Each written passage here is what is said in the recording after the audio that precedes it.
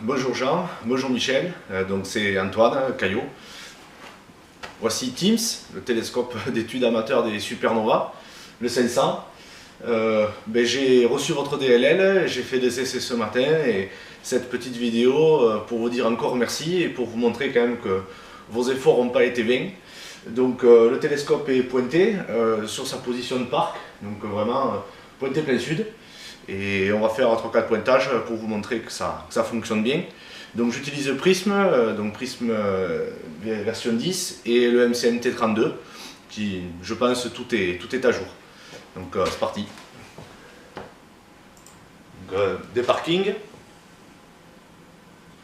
Les moteurs se sont mis en route et on va les pointer plein est.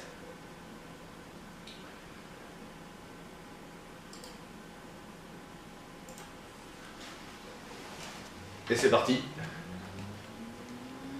Donc le fer à cheval fait 2 mètres de diamètre. C'est un câble qui parcourt tout le cerceau donc pour faire l'entraînement.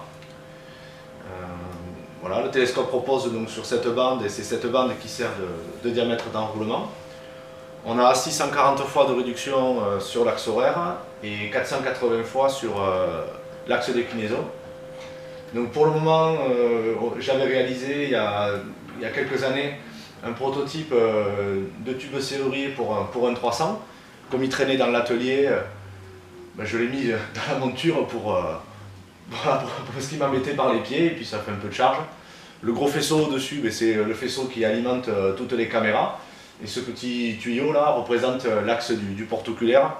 C'est pour me donner un peu des idées, pour voir si je pourrais observer un visuel avec, mais ça va être un peu compliqué vu la monture. Donc voilà le pointage plein est. Donc on va aller pointer maintenant sous le pôle.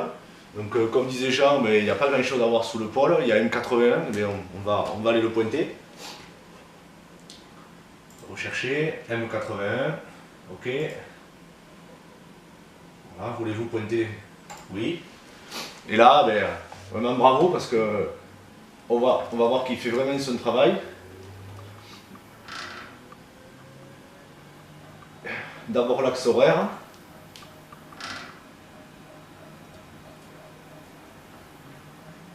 puis l'axe de déclinaison.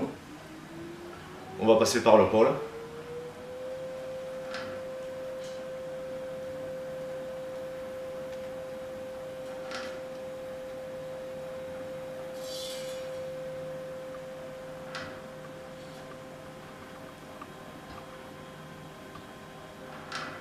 Donc j'ai mis un miroir en bois à l'arrière.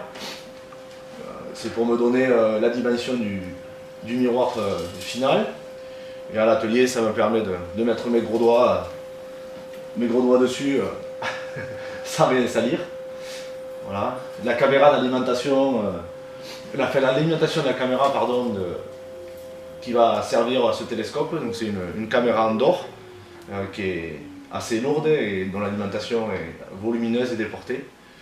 Voilà, on a pointé M81, donc on voit qu'il a fait vraiment ce qu'on lui demandait. On peut même aller pointer un peu plus bas si on veut.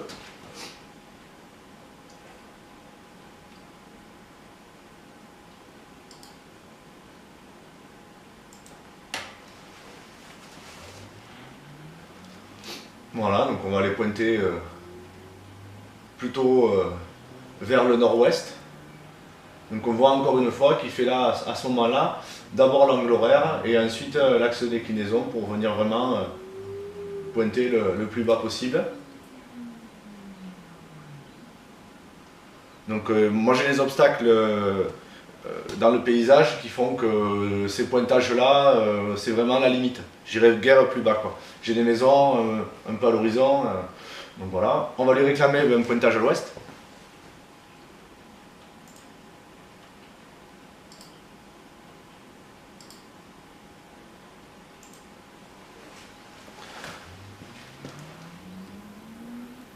Donc là pareil, on voit qu'il travaille bien, il fait les deux mouvements cette fois-ci en même temps. Et donc ce qui empêche le miroir et le tube de venir pointer par terre. Bon, le primaire sera avec une sécurité pour le basculement, mais On ne sait jamais trop ce qui peut se passer. Donc j'ai vu aussi l'option pour permettre un retournement plus précoce sur l'axe horaire, pour quand on pointe justement vers l'ouest, pour pouvoir profiter justement de l'enroulement et du secteur horaire. Donc j'ai laissé à 0, j'ai vraiment laissé les paramètres de base, j'ai rien touché. Donc il y a 0 degré sur la latitude, sur la déclinaison atteignable quand le télescope est retourné. Donc voilà, pointage plein est. Et on va lui faire le plus grand mouvement, c'est-à-dire le même pointage, mais dans le quart, donc vers le nord-ouest. Donc là, il va faire les 2 retournements et on voit aussi qu'il est parti d'abord, là cette fois-ci, sur l'axe déclinaison, sur l'axe horaire, pardon. Et il va attaquer l'axe de déclinaison juste après. Voilà, c'est parti. Donc c'est vraiment bien fait. Champion parce que dans tous les cas, il ne pointera pas par terre.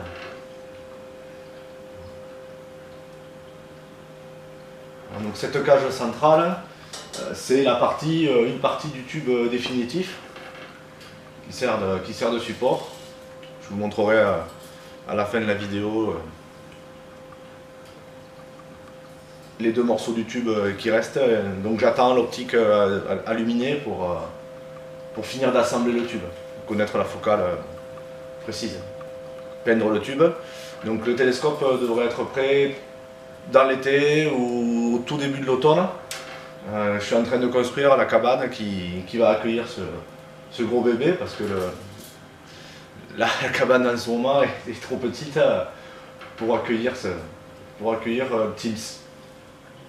Voilà, donc le plus grand mouvement de retournement qu'il peut y avoir. Donc c'est nickel. Donc c'est pas aujourd'hui qu'on observera, donc à proximité de Toulouse, il pleut et il fait froid. Et il fait froid dans l'atelier, quelques degrés. Donc on va lui réclamer d'aller se parquer.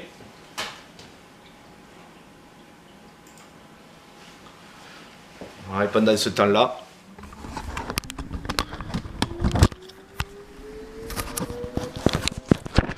je vous fais découvrir Teams. Voilà le tube, le prototype. L'entraînement avec donc le système à câble.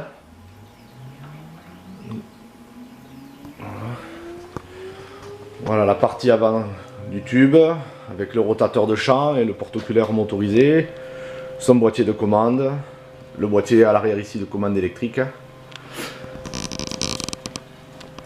support de secondaire en gros définition. Il y a un système de chauffage qui va venir dessus et un système de verrouillage.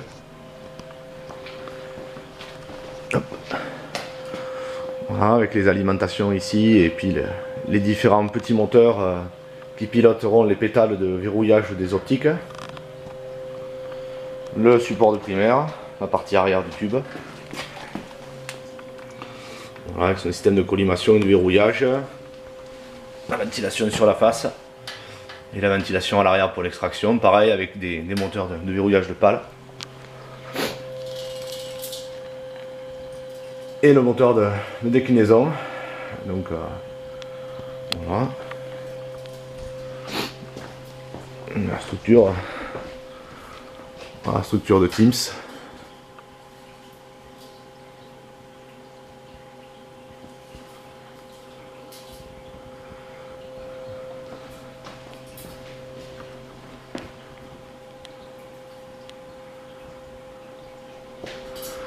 Voilà, donc malgré tous ces mouvements, voilà, on voit qu'il est en train de revenir avec les 2 capteurs à effet Hall, pile poil sur ses positions de parc. Donc voilà le poste de commande. Voilà, on voit qu'il s'est parqué. Donc la platine de pilotage observatoire, l'ordi, et puis la platine de pilotage télescope avec les rotateurs de champ, focalisateur, la partie MCMT, les différentes vitesses, des inters pour pouvoir passer de la partie télécommande physique ici à la partie télécommande là. Le boîtier driver avec ses alimentations spécifiques. Voilà, et puis Teams. Voilà Teams.